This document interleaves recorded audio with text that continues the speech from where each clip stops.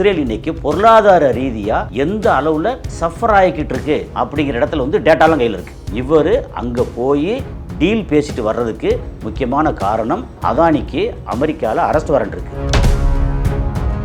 India வந்து ஆயுத பலத்துல பயங்கரமான நாடு. இந்தியாவில் இவ்வளோ ஆயுதங்கள் இருக்கு. மோடியை வந்து காரணமா வச்சு இஸ்ரேலே அடிச்சிருந்தா ஏதாவது ஒரு ட்ரிகர் பண்ணி விட்டு ஈரான் வந்து இந்த தளத்தில் அடிக்க போறேன்னு சொல்லி இஸ்ரேலே அடிச்சிருந்தா, ஒருவேளை நம்ம பிரைம் மினிஸ்டருக்கு ஏதாவது ஆயிருந்தா என்ன ஆயிருக்கும்?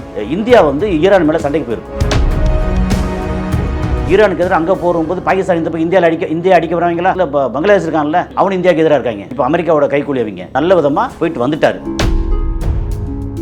உலகத்திலேயே நாசகார சக்தி கேவலமானவங்க அப்படின்னா யூதர்கள். ஏன்னா அவங்க வந்து பணம், பொன், பொருள், பெண் எல்லாத்தையும் கொடுப்பாங்க. இந்த மாதிரி யூதர்கள்.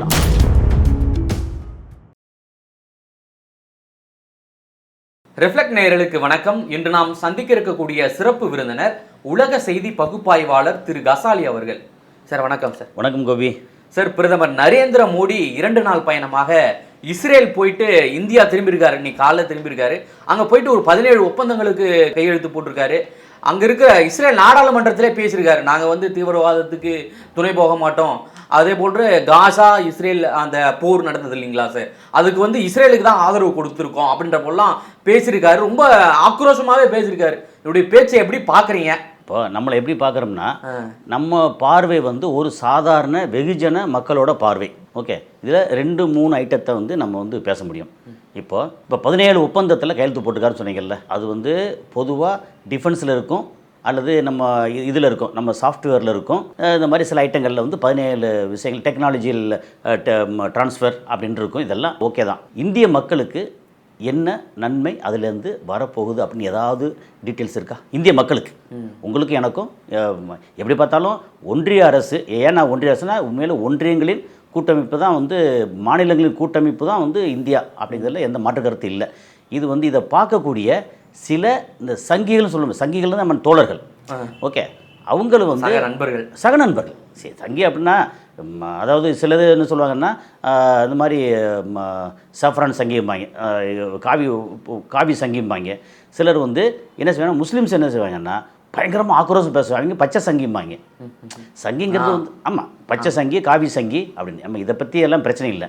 நமக்கு ஒரு வெகுஜன மக்கள்கிட்ட நம்ம வெளியில் நிறையா பேர்கிட்ட பேசுகிறோம், நிறைய விஷயங்களை பார்க்குறோம், படிக்கிறோம். அப்படின்ற இடத்துல மோடி அங்கே போய் 17 இதில் கையெழுத்து போட்டாரா, 170 கையெழுத்து போட்டாரான்னு தெரியாது. அதனால் உங்களுக்கும் எனக்கும் மாதிரி சாதாரண வெகுஜனத்துக்கு என்ன நன்மை, அது பற்றின தரவுகள் ஏதாவது இருக்கா? நம்பர் 1 இருந்தால் நீங்கள் சொல்லுங்கள். ஓகே. நம்பர் 2, அவர் வந்து இந்த நேரத்தில் அவசரமாக இஸ்ரேலுக்கு ஏன் போனார்? எந்த நேரம் போகிறதுக்கு எல்லாருக்கும் உரிமை இருக்குது, அது வேறு விஷயம். இப்போ வந்து ஈரான், அமெரிக்கா, இஸ்ரேல் கொதிநிலையில் இருக்குது. இந்த நேரத்தில் அவர் இஸ்ரேலுக்கு போனதுக்கு ஒரு முக்கியமான காரணம் என்ன, ஏன் போனார்னு வருது. ஏன்னா அவங்க சொன்ன உடனே இஸ்ரேல் வந்து அவ்வளோ பெரிய சூப்பர் நாடா இன்றைக்கி வந்து ஆக்சுவலாக பிச்சை எடுத்துகிட்டு இருக்காங்க. இஸ்ரேல் ஏன் பிச்சை எடுத்துகிட்டு இருக்காங்கன்னு சொல்கிறேன் அப்படின்னா, அவங்களோட டேட்டா பூரா கையில் இருக்குது.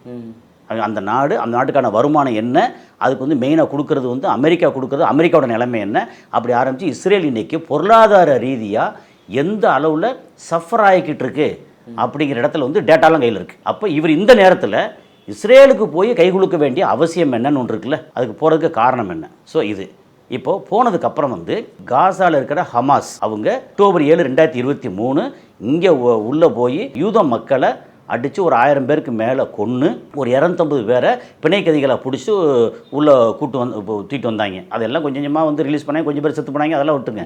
ஓகே, பண்ணாங்க. அதை கண்டித்தது கரெக்டாக தப்பா அப்படின்னா ஒரு வெகுஜன பார்வையில் இப்போ என்னோடய பெர்சனலாக எடுத்துட்டிங்கன்னா அது 100% கரெக்டான வார்த்தை. அவர் கண்டனம் பண்ணது ஹமாஸாக இருக்கட்டும், யாராக இருக்கட்டும்.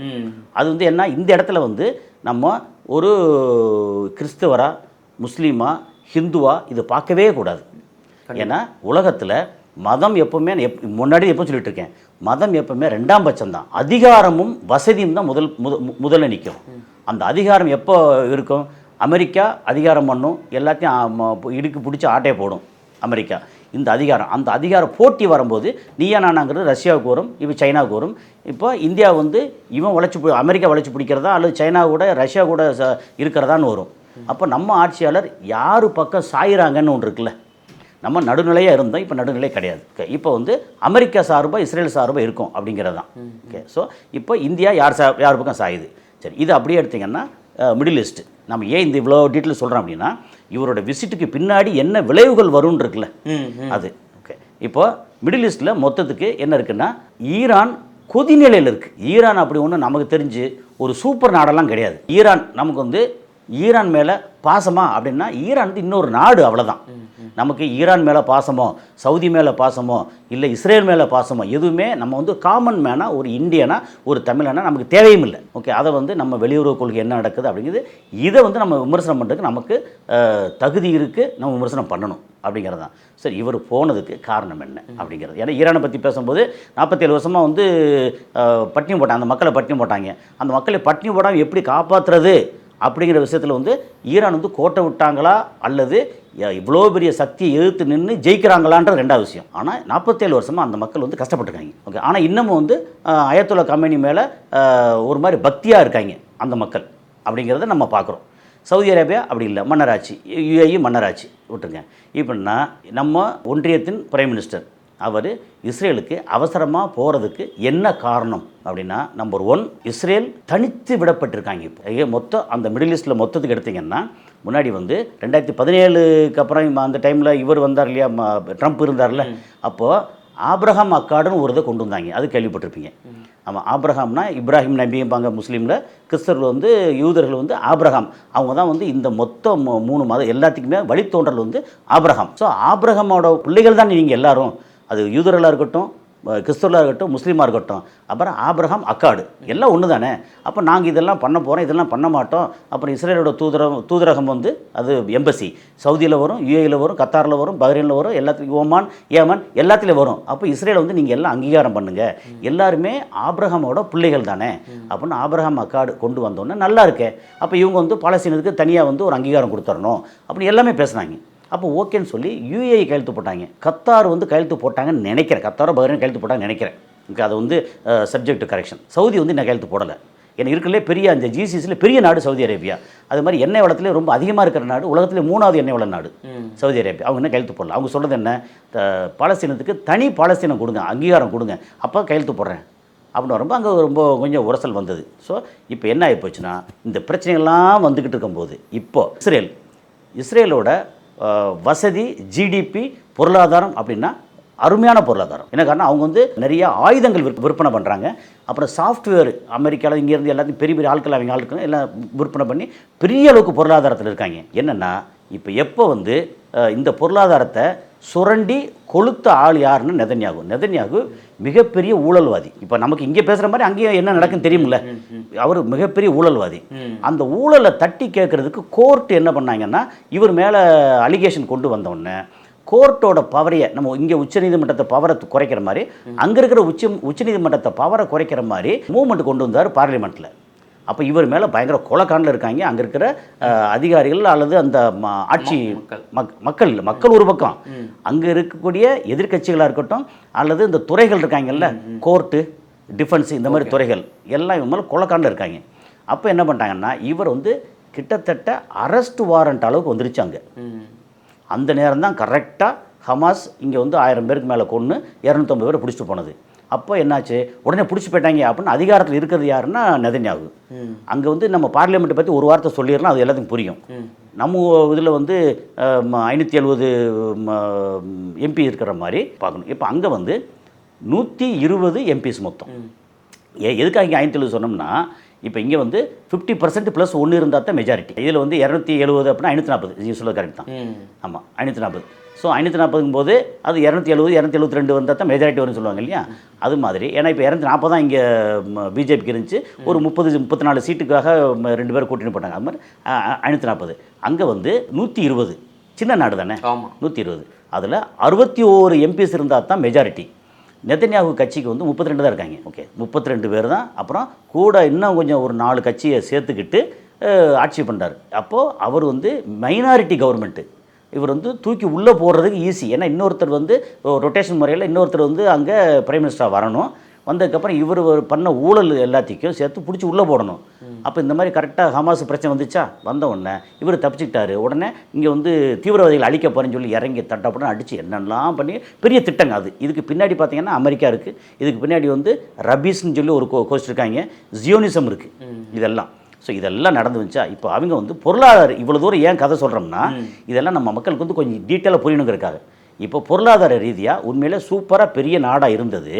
கடந்த 2.5 வருஷத்தில் அவ்வளோ பொருளாதாரமும் நாசமாயிருச்சு இஸ்ரேலுக்கு. எப்படி இங்கே ஹமாஸில் மொத்தத்துக்கு ஒன்றும் இல்லாமல் போச்சோ, வெஸ்ட் பேங்கில் இவங்கள வச்சு தான் வந்து புல போட்டுட்டு இருந்தாங்க, அவங்களுக்கும் எல்லாம் போச்சு. 47 வருஷமாக ஈரான் வந்து நாசமாக போச்சு. ஆனால் வந்த காசு எல்லாத்தையும் எடுத்து நிறைய ஆயுதங்கள் பண்ணி வச்சுருக்காங்க, என்னை யாரும் தொடக்கூடாதுன்னு சொல்லி ஆயுதங்கள் பண்ண. அது ரொம்ப முக்கியம். ஈரான் ஓகே, இவங்களுக்கு ஆயுதம் எக்கச்சக்கமாக அமெரிக்கா கொடுத்த ஆயுதம் எல்லாம் கையில் இருக்குது. ஏன்னா அமெரிக்கா ஒரு வருஷம் எக்கச்சக்கமாக ஃபண்டு பண்ணுறாங்க. ஏன்னா அமெரிக்கா வந்து வழி நடத்துகிறதே அங்கே இருக்கிற யூதர்கள் அப்படின்னு. ஸோ இது ஒரு பெரிய ட்ரையோ கண்டிப்பாக. ஆமாம், ஓகே, இந்த மாதிரி இருக்கா. இப்போ கடந்த 2.5 வருஷமாக இவங்களோட முக்கியமான வருமானம் என்னன்னு எடுத்திங்கன்னா டூரிசம், சாஃப்ட்வேர் சேல் பண்ணுவாங்கல்ல. நம்மள பெகாசஸ் ஒரு பிரச்சனை வந்து தெரியுமா, இந்த மாதிரி உளவு பார்க்குறது, அது இஸ்ரேலோடது. அது போக எக்கச்சக்கமாக வந்து மெடிசின் இருக்கு இல்லையா, அதை ட்ரேடு பண்ணுறாங்க. இப்படி ஆரம்பித்து இந்த மாதிரி இது இருக்கு இல்லையா வெப்பன்ஸு, அதை எக்கச்சக்கமாக விற்கிறாங்க. அது அமெரிக்காவோட வெப்பனாக இருக்கட்டும், ஃப்ரான்ஸோட வெப்பனாக இருக்கட்டும், எல்லாத்துக்கும் இவங்க கூட வந்து டீல் போடுவாங்க. அதுக்கப்புறம் இந்த பேங்கிங் இருக்குல்ல, ஃபண்டு, இது அது இல்லாமல் இந்த மாதிரி நம்ம மொபைலில் சோசியல் மீடியா இதெல்லாம் இருக்கு இல்லையா, அதில் ஓனர்ஸ் முக்கால்வாசி அவங்க தான். இஸ்ரேல்கார அமெரிக்காவில் இருக்கிற யூதர்கள் அவங்க தான் மொத்தத்துக்கு. ஸோ இப்படி அவங்களுக்கு வந்து வருமானம் எக்கச்சக்கமாக வந்துட்டுருக்கு. இது எல்லாமே மொத்தத்துக்கு குறைஞ்சி போச்சு. டூரிஸ்ட்டு வர்றதில்லை, சாஃப்ட்வேர் ஆகிறதில்ல. அதுக்கப்புறம் வெப்பன்ஸ் இருக்கு இல்லையா, அது வந்து அடிக்கிற வெப்பனாக இருக்கட்டும், அப்புறம் பாதுகாக்கிற வெப்பனாக இருக்கட்டும். பாதுகாக்கிறது அயன்டோம்னு கேள்விப்பட்டிருப்பீங்க. அயன்டோமு, டேவிஸ்லிங்கு, ஏரோ3, இது தாடுங்க அமெரிக்காவோடது, அது பேட்ரியாட்டுங்க அமெரிக்காவோடது. இது எல்லாமே அங்கே இருக்குது. எல்லாம் வேலை செய்யலாம், அதை தாண்டி எல்லாம் அடிச்சிட்டாங்க. இப்படி இருக்கிற சூழ்நிலை இந்தியா என்னத்துக்கு போயிருக்குது? அது ஒரு மிகப்பெரிய ஒரு கேள்வியாக இருக்குது. அவன் வந்து ஏழ்மையாக போயின்னு இருக்கும்போது நம்மளுடைய பொருட்களை நீ எடுத்துன்னு போய் கொடுத்துட போகிற அப்படின்ற ஒரு சந்தேகமும் வருது இருக்குது. என்னென்னா இப்போ வந்து அந்த அக்ரிமெண்ட்டில் முக்கியமான விஷயம் என்னென்னா, அந்த இது இருக்கு இல்லையா, அயன்டோம் இருக்கு இல்லையா. ஆமாம், அயன்டோமுக்கு ஒப்பந்தம் பண்ணியிருக்காங்க. அயன்டோம் ஃபெயிலியர்னு காமிச்சாச்சு. எப்போ போன ஜூனில் ஃபெயிலியருக்கு இவர் ஒப்பந்தம் போட்டு வச்சுருக்காரு. அப்போ ஏன் ஒப்பந்தம் போடணும்? அப்போ ராகுல் காந்தி சொல்றது எல்லாமே உண்மையான தானே ஆகுது. ராகுல் காந்தி பேசினா என்ன கேட்கல. நான் வந்து அங்கே உள்ள டேட்டா இந்தியாவே விற்கிறாரு சொல்றாரு. இல்லை, இந்தியா விற்கிறது இந்தியா வந்து அதானிக்கு விற்கிறாரு, வெளிநாட்டுக்கு விற்கிறாரு விஷயம். சரி, அதானி நம்ம இந்தியாக்காரன்னு வச்சுக்கலேன். இந்த இந்தியாவை கொண்டு போய் இதையே வந்து இஸ்ரேலுக்கு சப்போர்ட் பண்ணணும். இப்போ அயன்டோம்னு வச்சானா ஒவ்வொரு அயன்டோம் வந்து பல பில்லியன் வரும். ஓகே, அது ஃபெயிலியர் ஆக்சுவலாக. அதாவது முன்னாடி சக்ஸஸ்ஃபுல்லாக இருந்தது, போனது ஃபெயிலியர்னு காமிச்சிட்டாங்க ஈரான். வெத்துவிட்டுக்கு நீ பைசா பே பண்ண போகிற. அதாவது எப்படின்னா அது வந்து மொத்தத்துக்கு ஜீரோ இல்லை, அது வந்தால் அடிக்கும், அது இது வந்து ரிட்டாலியேட் பண்ணும். அதெல்லாம் கரெக்ட் தான். ஆனால் போன வருஷம் ஜூன் மாதம் 12 நாள் போரில் இவங்க வந்து ஈரான் காமிச்சிட்டாங்க. இவங்க வந்து ஒரு 100 ட்ரோன் அனுப்பிச்சிட்டு பின்னாடி ஒரு 10 மிசைல் அனுப்பிச்சாங்கன்னா ட்ரோனை வந்து எதிர்த்து தாக்கிட்டே இருந்து மிசைல் போய் அடித்து எல்லாத்தையும் தாக்கிருச்சு. ஸோ இது வந்து ஃபெயிலியர் மாடல்னு தெரிஞ்சிருச்சு. தெரிஞ்சதுக்கப்புறம் அதை விட சக்ஸஸ்ஃபுல் மாடல் வந்து SU-300, SU-400 ரஷ்யா கொடுத்துருக்காங்க. அதுக்கப்புறம் சைனா வந்து இதை விட ஸ்ட்ராங்காக கொடுத்துருக்காங்க. சைனாவில் இருக்கிற டிஃபென்ஸ் சிஸ்டமாக இருக்கட்டும், ரஷ்யாவோட டிஃபென்ஸ் சிஸ்டம் வந்து அதை விட சுப்பீரியராக இருக்குது. இப்போ முன்னாடி வந்து அது மட்டும்தான் அயன்டோம் மட்டும்தான் சுப்பீரியர் அப்படின்னு சொல்லிட்டு இருந்தாங்கல்ல, அதை தாண்டி இது சுப்பீரியராக இருக்குது. இப்போ இவர் போய் இங்கே பண்ணுறாருல, இவ்வளோ தூரம் ஏன் பண்ணுறாரு? ஃபெயிலியரான ஒரு மாடலுக்கு வந்து காசை கொடுத்து விலைக்கு வாங்க போகிறேன்னு சொல்கிறாரு. அது இல்லாமல் டெக்னாலஜி, சாஃப்ட்வேர் இதெல்லாம் போய் நிறையா வந்து கையெழுத்து போகிறாருன்னு வச்சுங்களேன். கையெழுத்து போகிறது இதெல்லாம் தப்பே இல்லை. ஆனால் இதனால் இந்தியாவுக்கு என்ன நன்மைன்னு ஒன்று இருக்குல்ல. ஏன்னா உங்கள் காசு என் காசு நம்ம மக்களோட மொத்த வரி பணம் இதெல்லாம் அங்கே போகுதில்ல. இவர் ஏன் இப்படி பண்ணுறாரு? இது ஏன் இப்போ போகிற காரணம் என்ன? இப்போ ஒருவேளை போயிருக்கும் போது ஒரு ஸ்பெக்குலேஷன் அல்லது இது வச்சுக்கோங்களேன், கான்ஸ்பிரசி தான் இப்படி வச்சுக்கோங்க. இன்றைக்கி வந்து எனி டைம் அமெரிக்காவும் ஈரானும் போர் வந்துருன்ற உச்சகட்டத்தில் இருக்குது. இப்போ ஆமாம், உச்சகட்டத்தில் இருக்குது. இப்போ வந்து யாராவது ஒருத்தர், அதாவது இங்கே இருந்தோ, ஜோர்டானில் இருந்தோ, கத்தாரில் இருந்தோ, அல்லது யுஎஸ்எஸ் ஆப்ரஹாம் லிங்கனில் இருந்தோ, அந்த கப்பலில் இருந்தோ ஒரு ஏவுகணை வந்து இங்கே ஈரானை நோக்கி போகுதுன்னு வச்சுங்க. அப்போ ஈரான் வந்து ஏற்கனவே எல்லாம் ரெடியாக வச்சுருக்காங்க. என்ன தெரியுமா, ஒரு 10-15 இஸ்ரேல் மேலே, அப்புறம் இவங்களோட 8 தளங்கள் இருக்குது, அது மேலே அடிக்குது, கப்பல் மேலே அடிக்கிறதுக்குன்னு எல்லாம் ரெடியாக வச்சுருக்காங்க. இந்தியா மேலே அடிச்சிட போகிறாங்க. அன்னைக்கு ஒருவேளை 25ஆம் தேதி முந்தா நாள் நம்ம பிரைம் மினிஸ்டர் மோடி அங்கே இருக்கிறாரு. ஓகே, அங்கே இருக்க பார்லிமெண்ட்டில் பேசுகிறார். பார்லிமெண்ட் வந்து இது சிலர் நெசெட்டுன்றாங்க, சிலர் கென்னஸ்ட்ன்றாங்க. ஒரு அது வச்சுருக்கேன், விருது கொடுத்துருக்காங்க. அது அந்த பார்லிமெண்ட்டுக்கு பேர் ஒன்று இருக்கு, KSSNSன்னு சொல்லி, நெசெட் கெனஸ்ட் அப்படின்னு சொல்றாங்க. நெசெட்னு ஒரு ப்ரொனன்சியேஷன் இருக்கு, இன்னொரு ப்ரொனன்சியேஷன் வந்து கெனஸ்ட்னு சொல்றாங்க. அது என்ன ப்ரொனன்சியேஷன் இருக்கட்டும், கே வந்து சைலண்ட் சார், கே சைலண்ட் இல்ல சிலது அந்த மாதிரி மாறி மாறி வருது. ஓகே ஓகே சரி, நம்ம சொல்றது வந்து நெசெட். ஓகே, அதில் உள்ளவே பேசிக்காரு, அதுக்கு விருது கொடுத்து அதெல்லாம் ஓகே தான். ஆனால் இப்போ ஒருவேளை நம்ம பிரைம் மினிஸ்டர் எப்படி இருந்தாலும் அவர் மோடி வந்து நம்ம விமர்சனம் பண்ணுவோம், என்ன இருந்தாலும் அவர் நமக்காக வேலை செய்கிறவர்ல. ஆமாம், அப்படிங்கும்போது அவர் அங்கே போயிருக்க நேரத்தில் யாராவது வேணும்னே அமெரிக்காக்காரன் பண்ணுவான், அப்படி இஸ்ரேலுக்காரன் பண்ணுவான், வேணும்னே இங்கேருந்து ட்ரிகர் பண்ணி விட்டு ஒரு ஏவுகணை ஈரானுக்கு போச்சுன்னு வச்சுங்களேன், ஈரான் என்ன செய்வான், டக்குன்னு வந்து இஸ்ரேலை வந்து தாக்குவான். ஓகே, நம்ம பிரைம் மினிஸ்டர் வந்து அங்கே மாட்டிக்கிட்டாருன்னு வச்சுக்கோங்க. ஒருவேளை இந்தியா வந்து நீங்கள் நினைக்கிற மாதிரி இந்த ஆயுத பலத்தில் சாதாரண நாடு இல்லை. இந்தியா வந்து ஆயுத பலத்தில் பயங்கரமான நாடு. நீங்கள் வந்து வெளியே இன்னும் பெருசாலாம் காமிக்கலை. ஏன்னா நம்ம டேட்டாஸ் எடுக்கும்போது தெரியுது இந்தியாவில் இவ்வளோ ஆயுதங்கள் இருக்குது. இப்போ என்ன, ஒருவேளை இந்த மோடியை வந்து காரணமாக வச்சு அவர் உள்ளே இருக்கும்போது ஈரானுக்கு ஏதாவது ஒரு ட்ரிகர் பண்ணி விட்டு ஈரான் வந்து இந்த தளத்தில் அடிக்க போகிறேன்னு சொல்லி இஸ்ரேலையும் அடிச்சிருந்தா, ஒருவேளை நம்ம பிரைம் மினிஸ்டருக்கு ஏதாவது ஆயிருந்தா என்ன ஆயிருக்கும், இந்தியா வந்து ஈரான் மேலே சண்டைக்கு போயிருக்கும். இது எவ்வளோ பெரிய பிரச்சனை. இந்த நேரத்தில் ஏன் போகணும்னு இருக்குல்ல, அதாவது உச்சகட்டத்தில் இருக்குது அங்கே. இல்லை அவசரமாக போகிறதுக்கு என்ன தேவை இருக்கு? இவ்வளோ பெரிய நாட்டோட ஒரு பிரைம் மினிஸ்டர் ஒரு குட்டி நாட்டில் போய் அங்கே போய் பண்ணுறதுக்கு என்ன இருக்குது? அப்போ என்ன, 2 காரணம் முக்கியமாக. சரி, அந்த 2 காரணத்தை ஏதாவது உங்களுக்கு மனசில் என்ன காரணம்னு படுதா? உங்களுக்கு ஏதாவது தெரியுதா என்ன காரணம்னா, போயிட்டு அவசரமாக போயிட்டு அவர் ஒப்பந்தம் பண்ணணும். சரி, ஒப்பந்தம் எதுக்கு பண்ணணும்? அவருடைய அழைப்பை ஏற்று போயிருக்கலாம், நெதன்யாவுடைய அழைப்பு. எல்லாரும் அழைப்பு கொடுப்பாங்க. ஆனால் இவ்வளோ இந்த மாதிரி ஒரு போர் பதட்டம் வந்து உச்சகட்டத்தில் இருக்கும்போது அவர் எங்கெல்லாம் அந்த புரோன் ஏரியான்னு சொல்லுவாங்க, அந்த வார் புரோன் ஏரியா போர், அந்த இடத்துல இவர் போகிறதுக்கு முக்கியமான காரணம் என்ன தெரியுமா?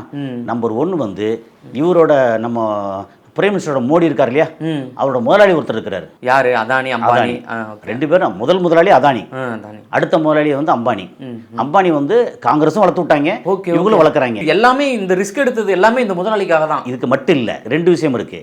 அதானி இங்கே அங்கேருந்து வர சொல்லி இவர் மோடி போறாரு. ஓகே, அதானிக்கு வந்து ஹைஃபா துறைமுகம் அதானி கையில் இருக்கு அங்கே. அது எப்படி தெரியுமா உங்களுக்கு? இஸ்ரேலோட துறைமுகம் ஹைஃபா அப்படின்னு ஒரு மிகப்பெரிய துறைமுகம், அது அதானி மெயின்டெனன்ஸ். அதுக்கப்புறம் ஏற்கனவே இங்கே சைப்ரஸ் போயிருந்தாரு, அதில் வந்து ஒப்பந்தம் அதானிக்காக ஒப்பந்தம் போகிறதுக்காக இடையில போயிருந்தாரு சைப்ரஸ் தீவுக்கு. சைப்ரஸ் தீவு அந்த மெடிட்டரேனியன் சீல அங்கே ஒரு இடத்துல இருக்கு. ஓகே, இது நம்பர் 2 வந்து இப்போ வர முடியாது, எனக்கு இது மாதிரி பிரச்சனை இருக்குது அப்படின்னா நீங்கள் வந்தே தீரணும் அப்படின்னு அவங்க வந்து ப்ரெஷர் கொடுக்குறாங்க. அது எதை காரணம் காட்டி தெரியுமில்ல, எப்ஸ்டீன் ஃபைல்னு ஒன்று கேள்விப்பட்டிருப்பேன். ஆமாம், எப்ஸ்டீன் ஃபைல் இல்லைன்னா பின்னாடி வந்து வெளியிட்டுருவோம்.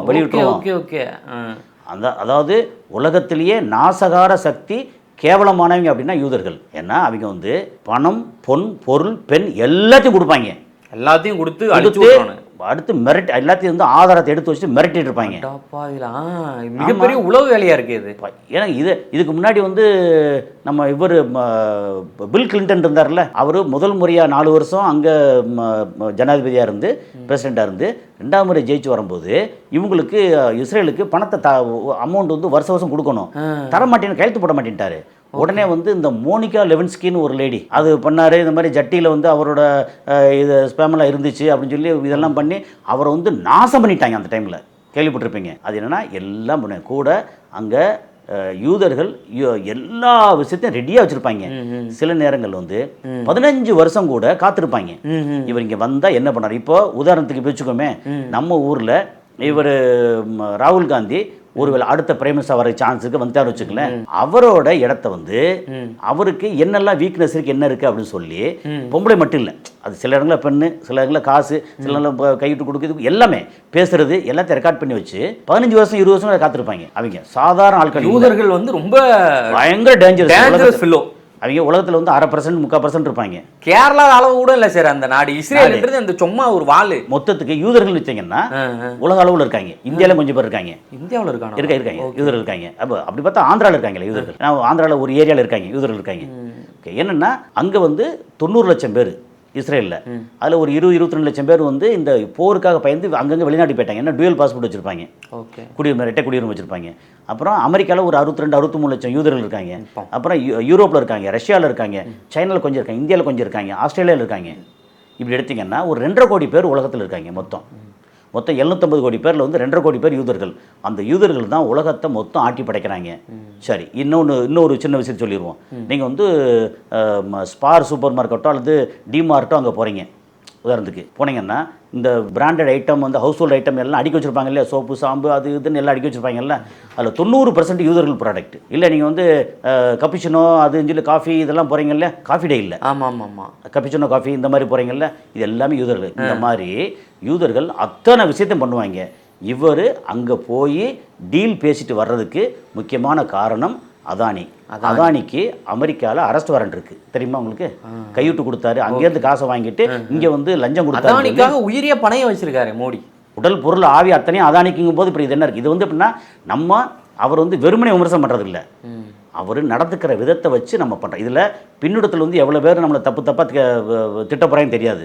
என்ன பண்ணாலும் யாரும் கொடுக்காத தகவல் சார் எப்படி திட்டுவானுங்க? இது வந்து உண்மை தானே. இப்போ எப்ஸ்டீன் ஃபைலை காமிச்சு அவரை கூப்பிட்டாங்க. அதுவும் எந்த நேரத்துக்கு போகிறீங்கன்னு ஒன்று இருக்குல்ல, உச்சகட்டத்தில். இப்போ நான் கட்டத்தில் இருக்குது. இது வந்து கான்ஸ்பிரசி தியரி தான். ஒருவேளை தப்பித்தவரி ஏதாவது ஒரு மிசைல் ஒரு ஃபைட்டர் ஜெட்டு அங்கே போயிடுச்சு அப்படின்னா போர் ஆரம்பிச்சிருக்குமே. அப்படி ஆரம்பித்தா நம்ம பிரைம் மினிஸ்டர் அங்கே மாட்டிட்டாருன்னு வச்சுக்கோங்க, என்ன நடக்கும்? இப்போ எப்படி பார்த்தாலும் அவங்க வந்து நேராக பென்குரியன் ஏர்போர்ட் இருக்குல்ல, அதை அடித்து தகர்த்திடுவாங்க. அப்போ ஃப்ளைட்டு போக முடியாது, ஹெலிகாப்டர் வர முடியாது. நம்ம பிரைம் மினிஸ்டர் வந்து லாக் பண்ணிட்டான்னு வச்சுக்கோங்களேன். இப்போ என்ன ஆகும், தகவல் என்ன பரவும், Indian prime minister so and so finished அப்படின்னு வந்துச்சுன்னா இந்தியா சும்மா இருக்குமா?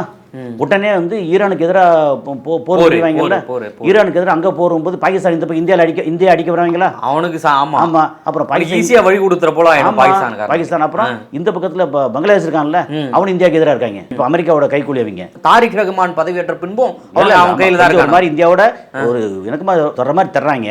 ஆனால் இந்தியாவோட இலக்கம் அவங்க வந்து அமெரிக்காவோட கைக்கூலி. ஓகே, அப்போ சுற்றியே வந்து அடிச்சுட்டு இருந்தாங்கன்னா இந்தியா வந்து ஈரான் அடித்தா என்ன ஆகும்? நமக்கு வந்து எப்படின்னா இந்தியா வந்து பலம் பொருந்திய நாடு, அதில் எந்த டவுட்டும் இல்லை. ஆனால் அதே நேரத்தில் இவ்வளோ மக்கள் தொகை, இவ்வளோ இது சம்மந்தமில்ல தேவையில்லாமல் ஒருத்தர் போய் அங்கே மாட்டினா நம்ம எதிர்காலம் என்ன ஆகும்? டக்குன்னு 20 வருஷம் பின்னாடி போயிடுவோம். ஸோ நமக்கு நம்ம பிரதமரோட உயிர் ரொம்ப முக்கியங்க. நல்ல விதமாக போயிட்டு வந்துட்டார். கூட்டி கழிச்சு பார்த்தா நமக்கு என்ன நன்மைன்னா, அந்த இது ஆர் சுந்தராஜன் ஒன்று சொல்லுவார், கையில் ஒன்று கொடுத்துட்டு அதில் ஒன்றும் இல்லை அது கீழே போடு அப்படிம்பார்ல, அதுதான் அவரோட விசிட்டோட மொத்த ரிசல்ட். மிக்க நன்றி சார், நேரில் வந்து பல்வேறு தகவலை பகிர்ந்தமைக்கு.